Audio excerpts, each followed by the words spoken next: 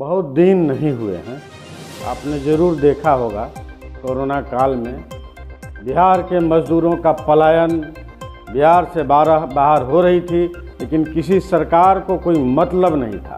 जब कोरोना का लॉकडाउन लगा, पूरे भारत में बिहार में आने वाले मज़दूरों का एक लंबी सी लाइन लग गई, कतारें लग गई। तरह तरह की यातनाएं झेलते हुए मज़दूर अपने घर को वापस लौट रहे थे। सरकार की तमाम योजनाएं और सहयोग नाकाफी थी। इसी बीच भारत के सुप्रीम अदालत ने स्वतः संज्ञान लेते हुए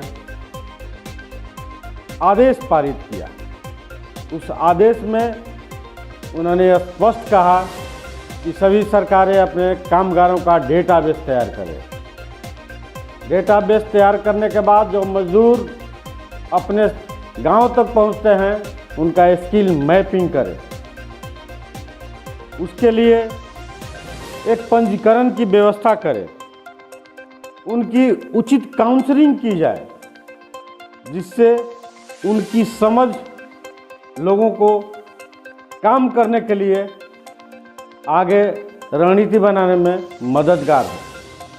तो इसी तरह की स्थितियां और इसी तरह के कार्य को लेकर के कुछ संस्थाएं और कुछ सरकारी संगठन बिहार में सक्रिय हो गई है। इसी तरह की एक गतिविधि करते हुए न्यूज़ 7:30 बजे के टीम को भोजपुर जिले के धामा पंचायत में मेरे टीम से मुलाकात हुई।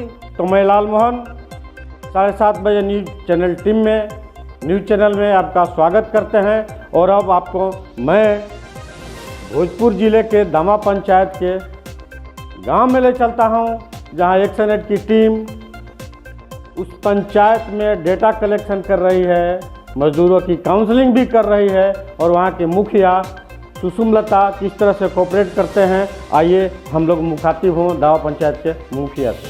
सबसे पहले तो न्यूज़ 7:30 को आप के जितने भी व्यूअर्स हैं उन सभी लोगों को नमस्कार। और आज हमारे पंचायत में एक्शन एड एसोसिएशन की टीम आई है जो लेबर सर्वे कर रही है, और जो प्रवासी मजदूर कोरोना के समय या उसके बाद यहाँ वापस लौट कर आए, उन लोगों का एक मूल्यांकन कर रही है और उसके बाद एक डाटा तैयार करेगी। काफ़ी सराहनीय काम है। इससे हम लोगों को भी सहयोग मिलेगा कि आने वाले दिन में हम लोगों को भी एक सपोर्ट मिले कि हमारे यहाँ से कितने लोग बाहर जाके काम कर रहे हैं। तो अच्छा लगा, और काफ़ी देर से हम लोग उन लोगों के साथ बैठे हैं। कौन कहाँ जाता है, क्या काम कर रहा है, उसको क्या सैलरी मिलती थी, इन सभी विषयों पर ये लोग चर्चा कर रही है। टीम के सभी सदस्य यहाँ मौजूद हैं। धन्यवाद देना चाहूँगी इस टीम के सभी सदस्यों को, इस तरीके का सराहनीय काम कर रहे हैं, ताकि जो लेबरों की जो संख्या है उसको हम लोग निश्चित कर पाएँ। क्योंकि मैं खुद पंचायत की मुखिया हूँ, कौन आता है कौन जाता है कई बार हम लोग भी नामांकित नहीं कर पाते हैं। तो इनके सर्वे के माध्यम से हम लोगों को भी पता चलेगा कि हमारे यहाँ से कितने लोग बाहर जाकर काम कर रहे हैं और वो किस किस क्षेत्र में काम कर रहे हैं। तो ऐसे ही एक बढ़िया सा कंसल्टेशन मीटिंग बिहार की राजधानी पटना के एक होटल में हुई, जिसमें प्रवासी कामगारों के डिसेंट वर्क को लेकर के बड़े बड़े बुद्धिमान, बड़े बड़े सरकारी और गैर सरकारी संगठनों के प्रतिनिधि उपस्थित हुए और डिसेंट वर्क पे चर्चा किए।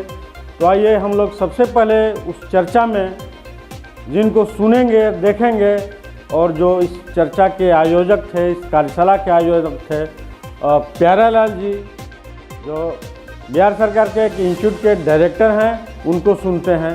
प्यारालाल जी को आप दें। ये एक ऐसी संस्था है जिसको बिहार के 3 बार मुख्यमंत्री बने डॉक्टर जगन्नाथ मिश्र जी ने इसका सृजन किया, और 1990 से लेकर के आज तक, हालांकि उनके द्वारा कई संस्थान का संचालन किया गया है, लेकिन ये संस्थान उन्होंने ये सोच के किया था कि इसमें सिर्फ हम सामाजिक और आर्थिक रूप से जो पिछड़े हैं लोग, उनके लिए शोध, उनके लिए कोई कार्यक्रम हम लोग करते रहेंगे। और इस ये कार्यक्रम आज उसी सोच के प्रति आज हम लोग उसके आगे बढ़ाने के लिए इस कार्यक्रम को कर रहे हैं। ये आप जानते हैं, ये जो लेबर इशू है, ये हमारे मुख्य जो चेयरमैन थे हमारे पहले डॉक्टर जगन्नाथ मिश्रा जी, उनके भी सोच में हमेशा ये आता था कि जो आज श्रमिक का जो प्रॉब्लम है उस प्रॉब्लम को कैसे सॉल्व किया जाए। और खास करके आप सभी जानते हैं असंगठित क्षेत्र के जो मजदूर हैं वो काफ़ी संख्या में हैं और जो संगठित क्षेत्र के मजदूर हैं उनकी संख्या काफ़ी कम है। तो ये सब बातें तो हम लोग आगे करेंगे, लेकिन ये संस्था पिछले 30-35 साल से हम लोग इस पर डिफरेंट चीज़ पर शोध करते आए हैं और उसमें सब इस लेवल पर भी काफ़ी है। मैंने माइग्रेंट लेवल पर एक सर्वे किया था, काफ़ी कुछ बिहार सरकार ने उस पर काफ़ी एक्शन भी लिया आगे जा कर के। तो इस तरह से हम ये चाह रहे हैं कि आज के इस कार्यक्रम में, और हमने एक जो सज्जन है उनका नाम हम जरूर लेना चाहेंगे, वो है पंकज स्वेताब जी। आज उन्होंने बहुत ही कम समय में अपने एक्शन एड से और भी कई साथियों को उन्होंने इस प्रोग्राम से जोड़ा है। मैं उनका भी तहे दिल से स्वागत करता हूँ। हमारे बीच सभी मैं किसका नाम लूँ, तिलकराज गांधी जी आए हैं, मैं उनका बहुत स्वागत करता हूँ। शेखर जी हैं, अविनाश जी हैं, सारे लोग हमारे बीच आए हैं। तो हम अब अगले वक्ता के रूप में जिसे देखेंगे और जिससे कुछ जानेंगे, वो अगले वक्ता बिहार सरकार के पूर्व श्रम आयुक्त अमरकांत जी हैं। तो आइए हम देखें उनको अगले वक्ता के रूप में और उनसे जानें असंगठित क्षेत्र के कामगारों का हाल। डिसेंट वर्क का कंसेप्ट आईएलओ ने डेवलप किया विथ दिस मिशन 2030 तक हम लोग डिसेंट वर्क को लागू कर लेंगे, और उसने डिसेंट वर्क को डिफाइन किया है। ILO defines the decent work as productive work for workers and men in conditions of freedom, equity, security and human dignity. ये factors हैं. This is defined by the ILO. This is the decent work. Productive work for women and men in conditions of freedom, equity, security and human dignity. और उसने कुछ parameters भी, indicators भी develop किया है ILO ने कि किसको डिसेंट वर्क कम माना जाएगा। जब ये इंडिकेटर्स वहाँ अवेलेबल होंगे, वहाँ पाए जाएंगे, तो इट मीन्स कि डिसेंट वर्क का पोजीशन वहाँ पे है। और डिसेंट वर्क की इंडिकेशन उसने डिफाइन किया कि वहाँ एम्प्लॉयमेंट अपॉर्चुनिटीज हो। First, there should be employment opportunities. Second, adequate earning and productive work. तीसरा, डिसेंट वर्किंग टाइम होना चाहिए। Stability and security of work, equal opportunity and treatment in employment and safe work environment। इतने ये 6 indicators अगर वहाँ पर हैं, it means कि decent work वहाँ है। और इस पर ILO का ये मिशन है कि by 2030 हम decent work के सिस्टम को अचीव कर लेंगे। अब ये मिशन है, मिशन के तहत लोग प्रयास भी कर रहे हैं, ट्रेड यूनियन के लोग भी प्रयास कर रहे हैं, मैनेजमेंट के लोग भी और गवर्नमेंट एजेंसीज भी। अब कितना समय लगेगा ये तो हम लोग देखेंगे, लेकिन सरकारें खासकर बिहार के लोग चर्चा करेंगे। बिहार में कुछ प्रयास हैं जो ऑर्गेनाइज सेक्टर वर्कर्स के लिए किए जा रहे हैं। जो वर्कफोर्स है बिहार में अनऑर्गेनाइज सेक्टर का, उसका 65% वर्कफोर्स एग्रीकल्चर वर्क पर डिपेंड करता है, और एग्रीकल्चर वर्क पर डिपेंड करता है, और बाकी रेस्ट जो है कंस्ट्रक्शन वर्कर्स में, बिल्डिंग वर्कर्स में वगैरह वगैरह डिफरेंट सेक्टर्स में है। मगर 65% जो बिगर चंक है वो एग्रीकल्चर वर्क का अनऑर्गेनाइज सेक्टर को में बिलोंग करता है। चूँकि अब माइग्रेशन भी हो रहा है, तो माइग्रेशन के कारण ये है कि land due to rise in population, land holding capacity जो है, लैंड मैन रेशियो ये कम होता चला जा रहा है। इस कारण से एम्प्लॉयमेंट अपॉर्चुनिटीज भी यहाँ बिहार में एग्रीकल्चर के सेक्टर में कम हो रही हैं। तो बेटर ऑप्शन के लिए, बेटर वर्क के लिए, बेटर एम्प्लॉयमेंट के लिए, प्लस आमदनी बढ़े, इसके लिए बिहार के वर्कर्स बहुत तेज़ी से माइग्रेंट वर्कर्स बन रहे हैं, दूसरे स्टेट में जा रहे हैं। और आज की तारीख में अगर माइग्रेंट वर्कर्स के लिए कुछ काम करना है तो पहला इम्पॉर्टेंट फैक्टर है कि देयर शुड बी डेटाबेस। आज बिहार में कितने माइग्रेंट वर्कर्स हैं जो अदर स्टेट में जाके काम करते हैं, इसका कोई डेटा नहीं है। इसमें सरकारी मशीनरी है मगर उस लेवल तक नहीं कर पाती है, तो हम लोगों का सजेशन होगा इस वर्कशॉप के माध्यम से कि पंचायती राज सिस्टम में इस व्यवस्था को ले जाया जाए। पंचायत स्तर के पदाधिकारी को रजिस्ट्रेशन करने का एम्पावरमेंट किया जाए, ताकि एटसोर्स जो माइग्रेंट वर्कर्स जहाँ से एम्प्लॉयमेंट पाते हैं वहीं तो उनका डेटा बन सके, और तब ये मालूम होगा कि किस डिस्ट्रिक्ट से मैक्सिमम वर्कर्स जो हैं जा रहे हैं और कहाँ पर कॉन्सेंट्रेट करना है गवर्नमेंट को माइग्रेंट वर्कर्स को चेक करने के लिए, अथवा उनकी फैसिलिटीज जो डेस्टिनेशन स्टेट में होंगी उसके लिए कार्रवाई करने के लिए। और ये भी हम लोग सजेस्ट करना चाहेंगे इस वर्कशॉप के माध्यम से कि there should be a migrant labour commission, जो सारे स्टेट डेस्टिनेशन स्टेट से, स्टेट गवर्नमेंट से और सारी मशीनरी से, एनजीओ से, सारे लोगों से कोऑर्डिनेट करेगा कि माइग्रेंट वर्कर्स के बारे में, उनकी सुविधाओं के बारे में, उनके वेलफेयर मेजर्स के बारे में कोऑर्डिनेट करेंगे।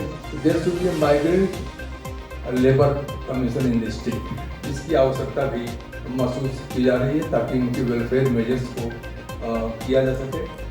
जहाँ तक सोशल सिक्योरिटी की बात है, तो माइग्रेंट वर्कर्स के सोशल सिक्योरिटी के लिए राज्य सरकार ने एक स्कीम बनाई है 2008 में, migrant workers accidental death welfare scheme, जो 1 अप्रैल 2008 से लागू है। और उसमें यदि एक्सीडेंट के माध्यम से माइग्रेंट वर्कर की डेथ हो जाती है तो उसको 1 लाख रुपये, अगर परमानेंट डिजलमेंट होता है तो 75,000 रुपीज़, और अगर टेम्पोररी डिजलमेंट होता है तो 37,500 रुपये देने का प्रावधान है। और कैसे वो अप्लाई करेंगे, कैसे करेंगे, उसका एक अलग सिस्टम है। इसमें भी हम लोग सजेस्ट कर सकते हैं इस वर्कशॉप के माध्यम से कि 2008 में ये अमाउंट फिक्स हुआ था, आज 2022 है, तो दिस अमाउंट शुड इनहैंस, इसमें बढ़ोतरी की जाए। अब कितनी बढ़ोतरी हो वो तो सरकार जानेगी अपने कैपेसिटी के अनुसार, मगर इसमें भी इन्हेंसमेंट की ज़रूरत है। अगले वक्ता के रूप में अब हमारे बीच हैं आद्री, एक जानी मानी संस्था जिसको बिहार सरकार शोध के लिए सपोर्ट करती है, उसके वक्ता डॉक्टर डीपी घोष को हम आगे देखते हैं और सुनते हैं, उनसे कुछ ज्ञानवर्धन करते हैं।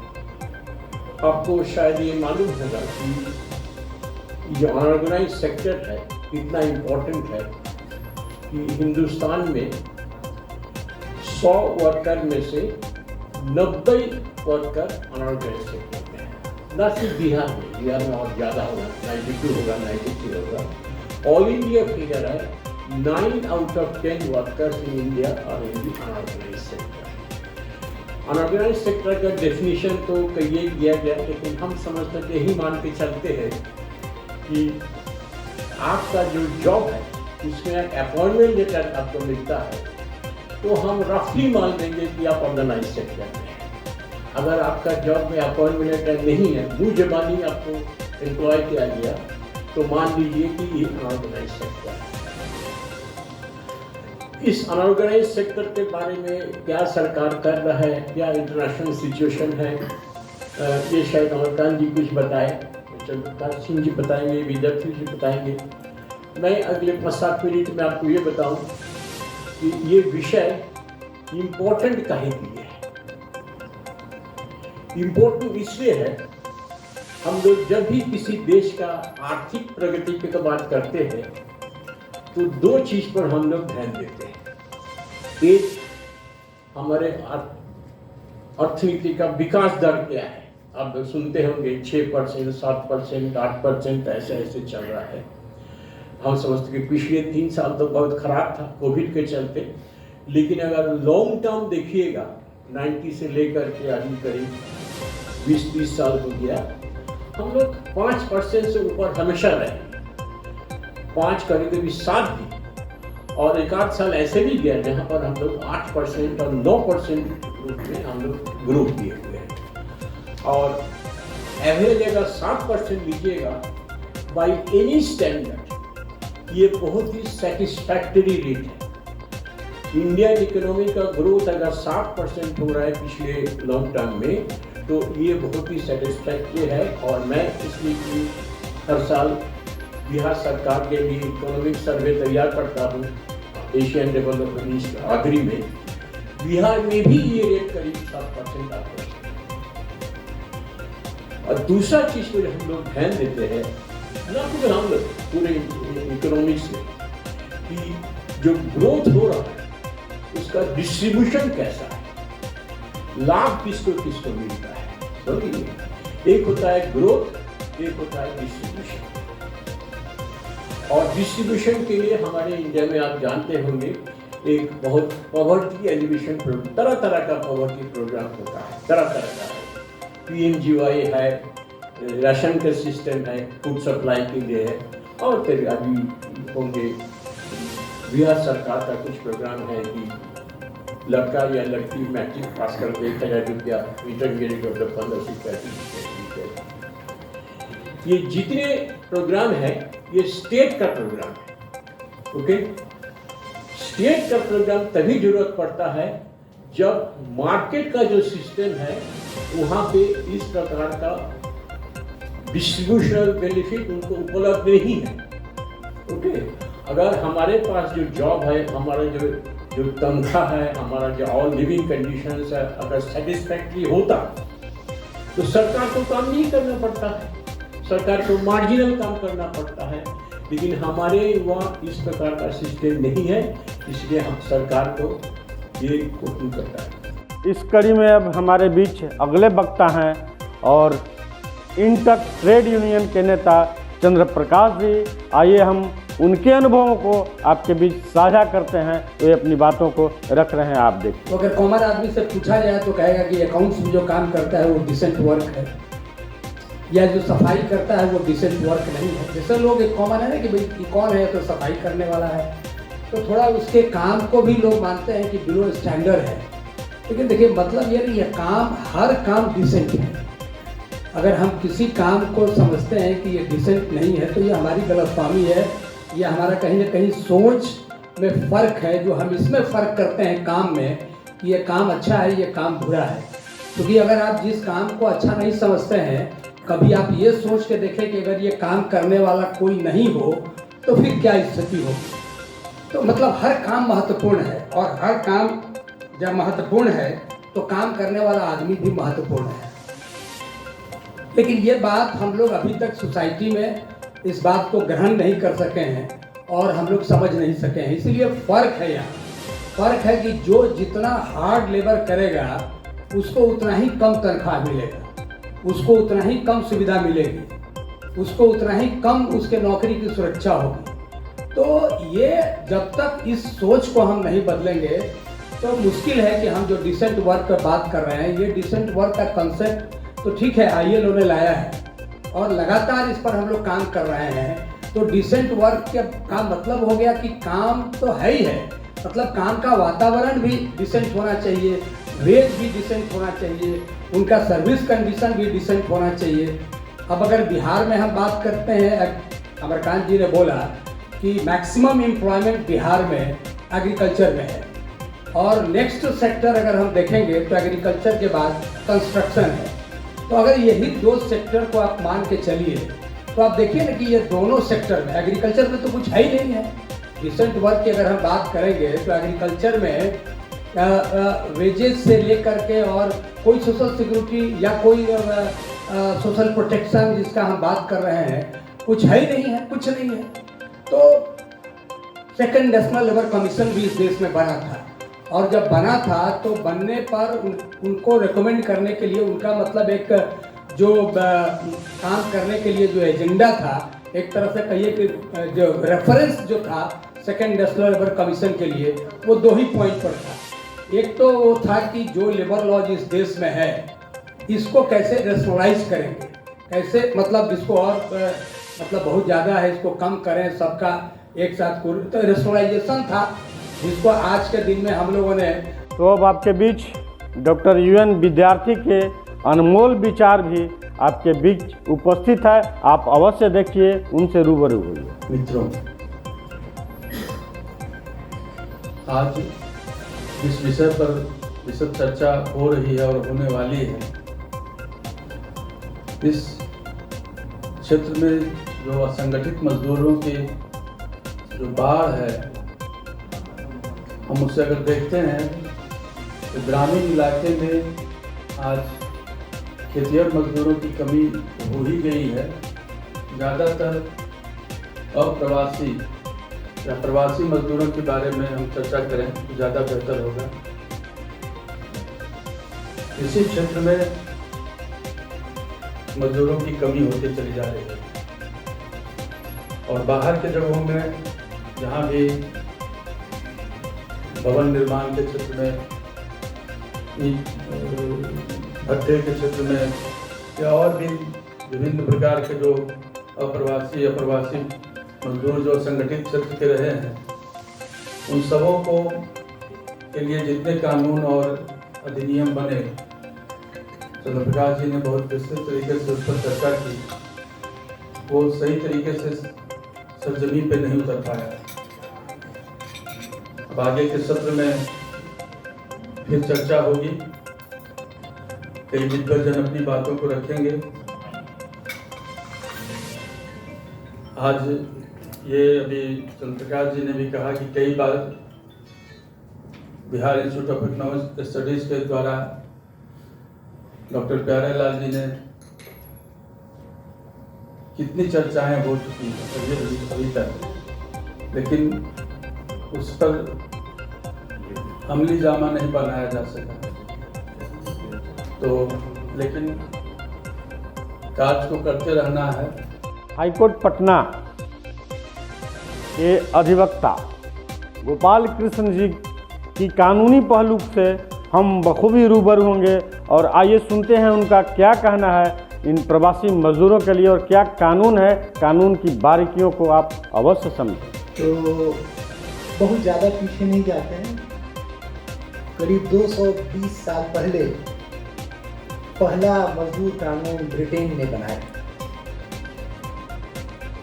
बीच की बातों को थोड़ा भूल जाते हैं, कभी विस्तार से अभी और चर्चा होगी। 220 साल पहले बना कानून, पहला मजदूर के सुरक्षा के लिए कानून। उसमें मूलभूत बात ये थी कि मजदूर एक मनुष्य है, मनुष्य के रूप में उसका बना रहना जरूरी है। उसका स्थिति ऐसा न हो जाए कि मजदूर मनुष्य के रूप में ही न दिखे, उसको इस तरीके से अमानवीय कामों में, अमानवीय तरीके से काम में न झोंका जाए तो मनुष्य जैसा दिखाई न दे। न्याय उसके केंद्र में था। मजदूर का सवाल, मजदूर के अधिकार का सवाल, न्याय का सवाल। ये मनुष्य होना मतलब आज जानवर की तरह जीवित रहना। यदि मजदूर जानवर की तरह जीवित रहता है तो उसको आप मनुष्य की श्रेणी में कैसे रख सकते हैं। खैर, मैं उसके विस्तार में अभी नहीं जाऊंगा। 120 साल पहले एक और बहुत बड़ी घटना घटी। बात है 1902 की। ब्रिटेन की फौज हार गई बोअर युद्ध में अफ्रीका में। आमतौर पे हम लोगों को ब्रिटेन की जीत का ही बताया जाता है। मैं हार की बात बताता हूँ और उससे मजदूर के कानून और मजदूर के अधिकार के कानून जुड़े हुए और खास करके असंगठित क्षेत्र। हुआ कि 1899 से लेकर 1902 तक ब्रिटिश फौज अफ्रीका में युद्ध लड़ रही थी, अफ्रीका पर आधिपत्य जताने के लिए, उसको अपना गुलाम बनाने के लिए। और ब्रिटिश फौज बुरी तरह हारी 1903 में। जब हारी तो ब्रिटेन की सरकार ने एक कमेटी बनाई कि हम लोग क्यों हारे ये पता नहीं। कमेटी ने, मैं जो बिल्कुल विस्तार में नहीं जाऊंगा, कमेटी जो मूल बात है उसी पे रहूंगा। कमेटी ने ये कहा कि हम हार इसलिए गए कि क्योंकि हमारे फौज में जो सिपाही हैं वो बहुत कमजोर थे। वो इतने कमजोर थे कि बंदूक भी नहीं उठा पा रहे थे ठीक से। उसी संदर्भ में कानून बनने शुरू हुए जनहित में, मजदूर हित में, कि जो जनता में, आम जनता में आम जनता की जो स्थिति है शरीर की, स्वास्थ्य की, उसी पूल से फौज के लोग भी निकलते हैं। यदि आप उसमें निवेश नहीं करेंगे तो आपको कमजोर सैनिक ही मिलेंगे और आपको हार ही मिलेगी।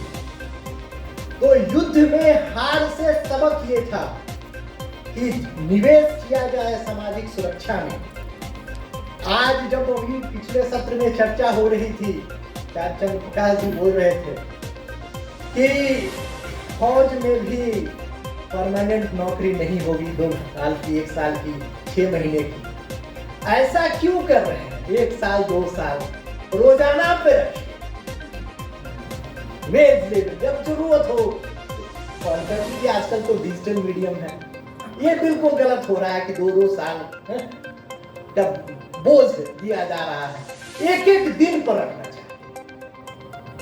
बिल्कुल चलिए, जो तर्क 2 साल पर के लिए दिया जा रहा है उसके पक्ष में, तो 1 दिन के लिए भी रखना, वो पक्ष, वो तर्क और मजबूत हो जाएगा।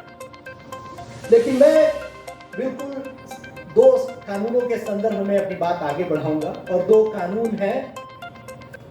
The code on social security 2020, जिसके बारे में कहा गया, बताया गया, घोषणा की गई,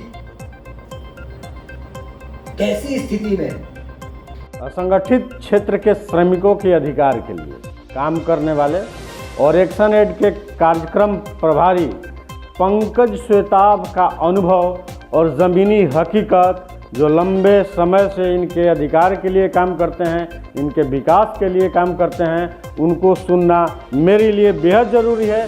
तो आइए हम सुनते हैं पंकज श्वेताब। स्थानीय स्तर पर दूसरे रोजगार के अवसर नहीं होने के कारण वो माइग्रेट करते हैं गांव से शहर की ओर या फिर दूसरे राज्यों में। और ये जो मतलब माइग्रेशन है, हालांकि ये दूसरे सत्र में है, लेकिन फिर भी ये असंगठित क्षेत्र के कामगारों की बात है। तो हम जानते हैं कि कई ऐसे क्षेत्र हैं जहां ये लोग कार्यरत होते हैं प्रवासी मजदूर के रूप में। चाहे अपने ही बिहार के प्रदेश में हम देखें कि एक बड़ा सेक्टर है building and other construction workers का, जो जिसमें मतलब 40-45% कामगार जो है वो मतलब काम के लिए शहरों की तरफ जाते हैं या फिर दूसरे राज्यों में जाते हैं। और इसमें बहुत तरह के कार्य होते हैं, जैसे कि भट्ठे की बात हम करें तो उस सेक्टर में भी बहुत सारे मजदूर जो हैं काम करते हैं। उनकी कार्य दशा भी मतलब हम कहें तो ये डिसेंट शब्द का जो प्रयोग है वो बिल्कुल भी हमको दिखाई नहीं देता है, जो आईएलओ का मापदंड है। उसी तरह हम जानते हैं कि हमारे देश में जातीय व्यवस्था है और जातीय पेशे में बहुत सारे लोग, जिसको हम लोग कहते हैं कि वेज वर्कर के रूप में हम उनको देखते हैं, चाहे वो क्लीनिंग ऑपरेशन में हो या फिर कई प्रकार के सेल्फ एम्प्लॉयमेंट या होमलेस वर्क में लोग शामिल हैं। तो इस तरह की स्थिति में लोग काम में मतलब शामिल हैं, जिसको हम कहते हैं प्रोडक्टिव वर्क। किसी तरह का प्रोडक्शन हो रहा है या फिर किसी तरह का सेवा प्रदान करते हैं। इसके बाद हम देखते हैं कि बहुत सारी महिलाएं जो है डोमेस्टिक वर्कर के रूप में गांव से शहरों की तरफ जाती हैं और उनको काम मिलता है, रोजगार के अवसर मिलते हैं। तो उनकी कार्यदशा को लेकर भी हम लोग मतलब हमारे जो टेक्निकल सेशन में जो वक्ता हैं उनसे हम लोग सुनना चाहेंगे। उसी तरह से हम देखें कि बहुत सारे स्ट्रीट वेंडर्स के रूप में, हॉकर्स के रूप में मतलब शहरों में, गांव में या फिर दूसरे प्रदेश में लोग रोजगार करने के लिए जाते हैं और उनकी क्या स्थिति है। और भी बहुत सारे मतलब मैन्युफैक्चरिंग इंडस्ट्री हैं जिसमें लोग माइग्रेट करते हैं काम के लिए, चाहे होटल इंडस्ट्री की हम बात करें जिस पर चर्चा हुई, या फिर हॉस्पिटैलिटी की बात करें या हॉस्पिटल इंडस्ट्री की बात करें। ऐसे बहुत सारे सेक्टर हैं जहाँ पे लोग काम करते हैं। असंगठित क्षेत्र के दायरे में जो कामगार हैं उनको परिभाषित करने का एक प्रयास जो है unorganised workers social security act 2008 के कानून में किया गया। और उसमें स्पष्ट तौर पे ये मतलब लिखा हुआ है कि इस अधिनियम के तहत जो वर्कर अनऑर्गेनाइज सेक्टर के दायरे में हो या ऑर्गेनाइज सेक्टर के दायरे में हो, वो सभी अनऑर्गेनाइज सेक्टर वर्कर के रूप में जाने जाएंगे जिनको कुछ मूलभूत सुविधाएं नहीं मिलती है, जो प्रमुख रूप से employees compensation act, industrial dispute act, employees state insurance act, employees provident funds and miscellaneous provisions act, maternity benefit act, payment of gratuity act. तो ये 6 कानून के बारे में चर्चा किया गया था unorganised worker social security act के शेड्यूल 2 में, जो इस कानून के तहत मतलब कवर नहीं किए जा रहे। हम देख रहे हैं कि वर्तमान में बहुत सारे ऑर्गेनाइज सेक्टर में जो मतलब लोग काम कर रहे हैं, उनको भी इस तरह की सुविधाएं बेनिफिट्स जो है नहीं मिल रही है और दिन प्रतिदिन इनफॉर्मेलिटी बढ़ते ही जा रही है। तो ये एक बड़ा चिंता का विषय है। दूसरी तरफ में एक चर्चा हुआ कि हमारी वर्तमान सरकार, केंद्रीय सरकार ने जो 44 लेबर कानून है उसको समराइज करने के लिए लेबर रिफॉर्म के नाम पे मतलब 29 कानून की चर्चा है, 4 लेबर कोड बना, लेकिन बाकी शेष कानून का क्या है उसके बारे में कोई चर्चा नहीं। तो ये 4 लेबर कोड बना है और हम लोग उसके अंदर अगर झांकेंगे तो उसमें भी हमको वर्किंग कंडीशंस और डिसेंट वर्किंग कंडीशंस अगर हम टटोलेंगे तो पहले जो कुछ कानून देश में थे, जैसे कंस्ट्रक्शन वर्कर के एम्प्लॉयमेंट रेगुलेशन और वर्किंग कंडीशन को लेके जो कानून बना, तो उसमें कई आयाम थे जो ILO के मैंडेट हैं उससे जुड़ी हुई बातें थी, हालांकि वो कहीं भी लागू नहीं होता था। उसी तरह से यूनिवर्कर्स के लिए भी वर्किंग कंडीशन और एम्प्लॉयमेंट रेगुलेशन की बात थी। हम देखते हैं कि बहुत सारे ऐसे मतलब फैक्ट्री एक्ट और हजार्डस इंडस्ट्रीज हैं जहाँ पे वर्कर्स काम करते हैं, प्रोडक्टिव वर्क होता है, लेकिन वो इससे वर्किंग कंडीशन की बात नहीं हम देखते हैं। बहुत सारे ऐसे मतलब ईट भट्टे हो या फिर बहुत सारा मतलब फैक्ट्रीज है जहाँ पे मतलब क्या किस कंडीशन में मतलब इनह्यूमन अमानवीय स्थिति में वो लोग कार्य करने की बात बाध्य है और जो बुनियादी सुविधाएं मिलती हैं वो बिल्कुल ही मतलब दिखाई नहीं देती हैं। फेरी लगाकर रोजगार करने वाले और फुटपाथी दुकानदारों की आवाज़ नासवी के राष्ट्रीय पदाधिकारी राकेश त्रिपाठी जी को हम सुनते हैं और कैसे उनका अनुभव उनके लिए काम करता है। आइए सुनते हैं खुद राकेश त्रिपाठी। तो जो कंसल्टेशन है माइग्रेंट वर्कर को भी बहुत फोकस में रखा गया है। हालांकि माइग्रेंट वर्कर पे हमारा बहुत कोई विशेष काम नहीं है और मैं माइग्रेशन को व्यक्तिगत रूप से यदि मैं देखूं तो मैं बहुत बुरा मानता भी नहीं हूं, क्योंकि माइग्रेशन के बहुत 2 आयाम होते हैं। यदि हम सब लोग देखें तो हम लोग कहीं ना कहीं से माइग्रेट ही किए हैं, चाहे वो बिहार के कस्बे से निकल करके आज पटना में आ गए हैं। यदि बेहतरी के लिए माइग्रेशन करते हैं तो मैं समझता हूँ कि वो बेहतर माइग्रेशन है, बेहतर थॉट है, बेहतर एक अपॉर्चुनिटी है यदि आप देखते हैं तो। लेकिन निश्चित रूप से यदि 2 जून की रोटी के लिए आपको अपना शहर, अपना गांव घर छोड़ करके बाहर जाना होता है तो ये बिल्कुल सोचने वाली बात जरूर है। वो हमारे लिए बहुत चिंतनीय विषय है कि हमारे देश के, हमारे गांव कस्बे के लोग निकल करके 2 जून की रोटी के लिए बाहर जा रहे हैं। मुझे जिस सत्र के लिए बुलाया गया है वो खासतौर से स्ट्रीट वेंडर्स का क्षेत्र है और इसके पहले इनॉग्रल सेशन में भी हम लोगों ने देखा था कि चंद्रप्रकाश जी ने, जो हमारे नासिक के राष्ट्रीय अध्यक्ष भी हैं, उन्होंने स्ट्रीट वेंडर्स के ऊपर भी ध्यान केंद्रित कराया था और अभी हमारे प्रोफेसर साहब ने भी स्ट्रीट वेंडर्स के क्षेत्र के बारे में बात की है। साथियों, यदि हम बात करें स्ट्रीट वेंडर्स का तो ये देश का एक ऐसा वर्ग है जो सदियों से बड़ा उपेक्षित रहा है, लेकिन सच पूछे तो हम में से यहाँ बैठा हुआ हॉल के अंदर कोई भी व्यक्ति ऐसा नहीं है जो कभी ना कभी इनकी सेवाओं को नहीं लिया है या कभी ना कभी इनकी सेवाओं का उपयोग नहीं किया है, बचपन से लेकर आज तक। और जब तक जिंदा है तब तक करते ही रहेंगे, हमारे पास दूसरा कोई विकल्प नहीं है। और ये भी एक बड़ी विडंबना है कि यह देश का ऐसा बड़ा क्षेत्र है, यदि हम बात करते हैं ऑर्गेनाइज सेक्टर की कि 40 करोड़ ऑर्गेनाइज सेक्टर हैं जो वर्कर्स हैं, तो 2 से 2.5 करोड़ ऐसे वर्कर हैं जो स्वरोजगारी हैं। ये सरकार से कोई नौकरी या रोजगार नहीं मांगते हैं। ये अपना काम करते हैं और काम के साथ साथ इनके काम में यदि आप देखेंगे तो सर्विस इंक्लूड है। ये हमारी सेवा करते हैं। हम लोग कहते हैं कि ये अपना काम करते हैं, अपना रोजगार करते हैं, बिल्कुल करते हैं, मगर आज शहरों की आबादी को देखें तो हर शहर का, छोटा या बड़ा शहर का, यदि जितने बड़ा शहर है उतनी बड़ी आबादी, 2/3 आबादी आज स्ट्रीट वेंडर्स के ऊपर में डिपेंडेंट है। आप देखिए शहरों में जितने कंस्ट्रक्शन के काम हो रहे हैं, construction labourers, auto drivers, rickshaw pullers, domestic maids, ये किसके ऊपर डिपेंड करते हैं? कहीं वीकली मार्केट लगता है, कहीं रोड के किनारे खाना बनता है, वहाँ पर जाकर के ये खाना खाते हैं। और आप दिल्ली और बॉम्बे जैसे बड़े शहरों में, बैंगलोर जैसे बड़े शहरों में देख लीजिए तो अच्छा आमदनी कमाने वाले, लाखों रुपया कमाने वाले लोग भी लंच के टाइम में इन्हीं स्ट्रीट वेंडर्स के पास में जाकर के खाते हैं। लेकिन इसी स्ट्रीट वेंडर्स को जब सरकार का उत्पीड़न होता है तो क्या वो आवाज उठाते हैं? हमें से बैठा हुआ हर एक आदमी के लिए ये अपने आप में एक बड़ा सवाल है। इसलिए मैं दोस्तों ये बात कह रहा हूं क्योंकि हम सब लोग इसकी सर्विस को लेते हैं और जिसकी सर्विस को हम लेते हैं, यदि उसके उत्पीड़न के खिलाफ हम आवाज नहीं उठाते हैं तो कहीं ना कहीं हम सब लोग दोषी हैं। तो अब हम जिस वक्ता को रूबरू आपसे कराने जा रहे हैं वह है प्रोफेसर अविरल पांडे, बिहार की जानी मानी संस्था, अध्ययन संस्था, जिसको कि बिहार सरकार का सपोर्ट है, समर्थन है, उसके प्रोफेसर अविरल पांडे एन सिन्हा इंस्टीट्यूट पटना के जो अध्ययन हैं वो अपने एक रिपोर्ट आपके बीच प्रस्तुत कर रहे हैं। जरूर देखिए, उनका यह अध्ययन सामग्री बड़ी ही आपके लिए उपयुक्त होगा और कामगारों का मददगार होगा।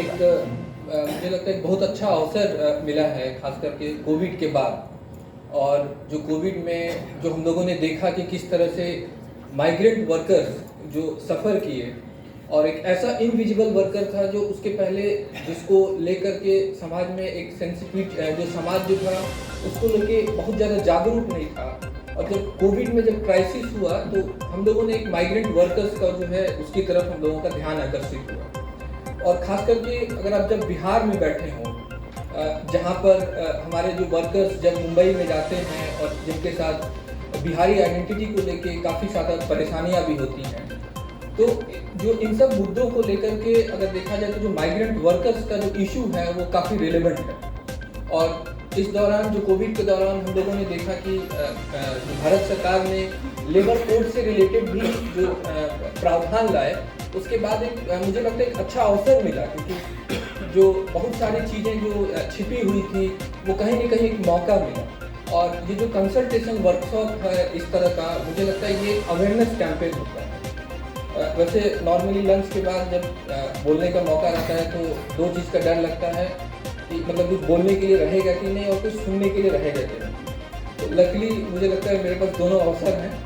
और जिसमें जो अगर मैं स्टार्ट करूँगा जो इसके जस्ट पहले के जो सेशन में सुधीर सर ने जो सवाल जो उठाया, जो कि जो जॉब लॉस हो रहे हैं क्यों हो रहे हैं, इसके अलावा जो डोमेस्टिक वर्कर्स का जो बात किया गया था उसको लेकर भी मैं चाहूँगा कि जो अपने डिस्कशन में उस डिबेट को भी लूँ कि इसके पीछे भी जो पॉलिटिक्स क्या है और क्या कारण रहा कि जॉब लॉस जो हुए। सॉरी मैं देख नहीं पा रहा हूँ। अच्छा इंट्रोडक्शन यहाँ पर आ जाएंगे ये कॉर्डलेस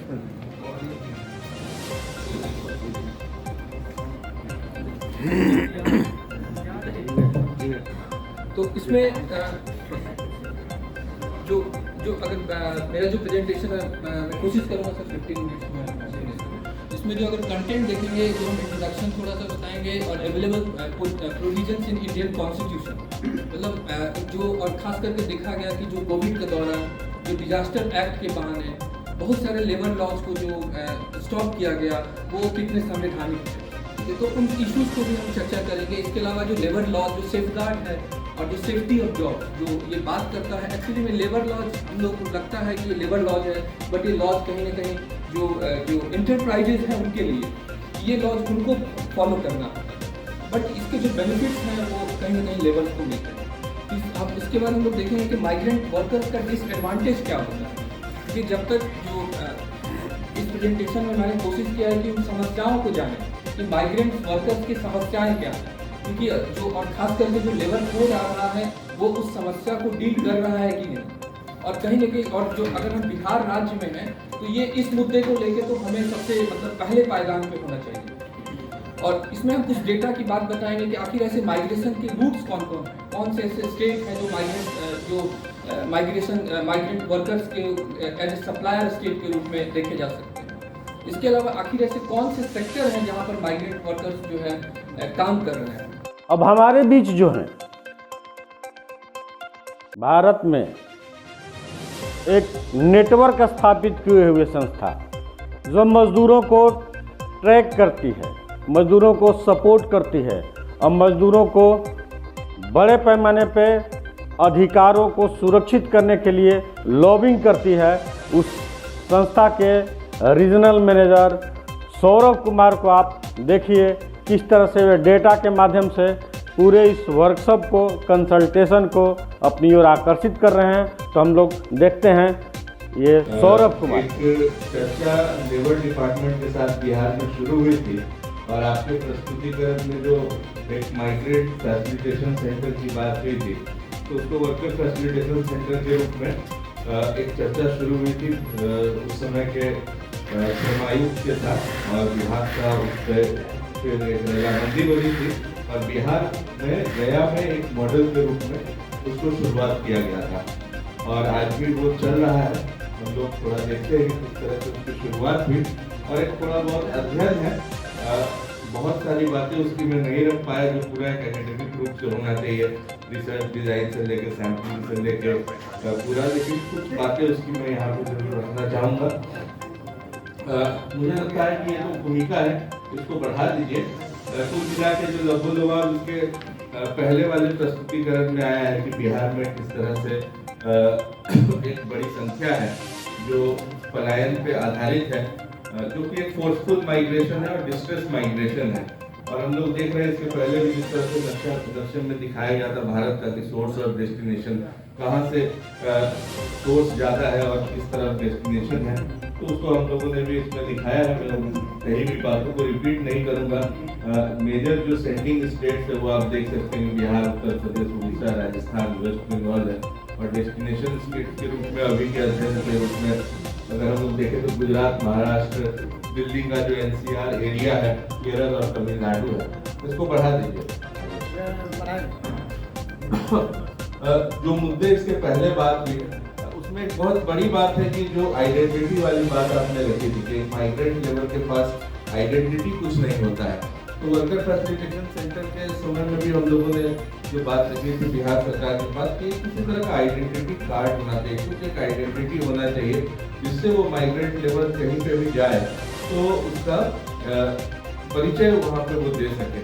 तो उस समय सरकार का तर्क ये था कि उस समय आधार काफी बड़े अभियान के रूप में चल रहा था, तो सरकार का ये कहना था कि नहीं, आधार है तो सारा आइडेंटिटी है, अलग से कोई आइडेंटिटी की जरूरत नहीं है और वो पूरे देश में मान्य है। दूसरा बात था स्किल्स के ऊपर। तो जो हम लोग देखते हैं कि बहुत स्टैग्नेंट तरह की स्किल है, तो स्किल बिल्डिंग मिशन के साथ भी इसको जोड़ने की बात हुई थी कि जो उसमें माइग्रेंट लेबर्स है किस तरह से उनको स्किल बिल्डिंग के साथ जोड़ा जाए और स्किल इन्हेंस किया जाए।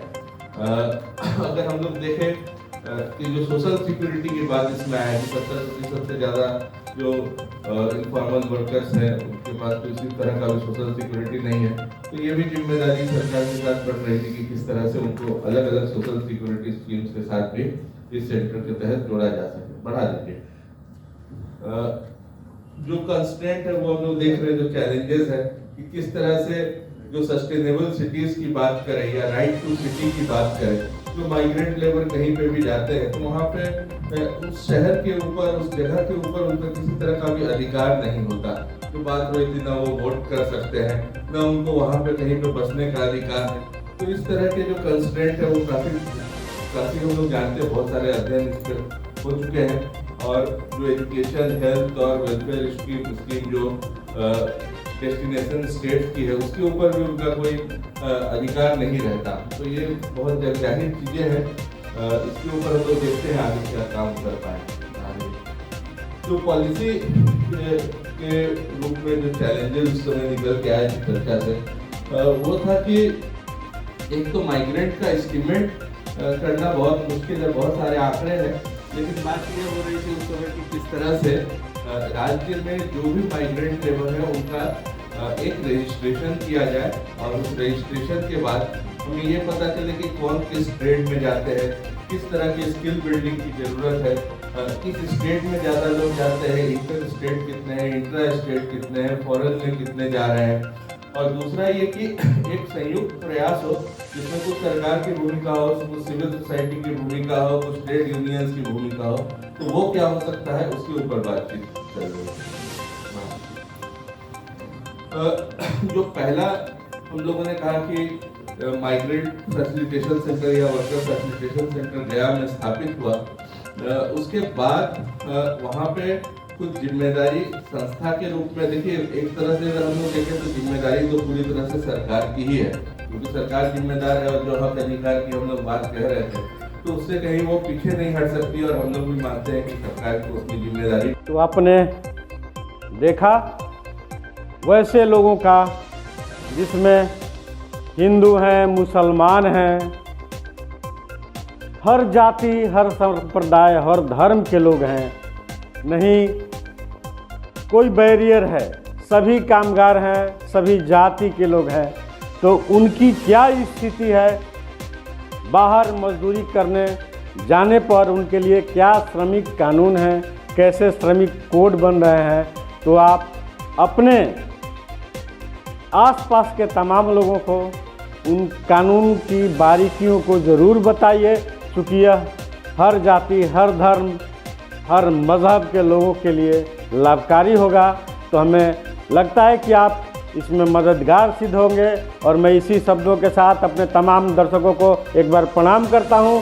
फिर मिलूंगा ऐसे ही स्टोरी के साथ, ऐसे ही साक्षात्कार में आपको अगले वीडियो में। तो ज़रूर देखते रहिए न्यूज़ चैनल 7:30 बजे।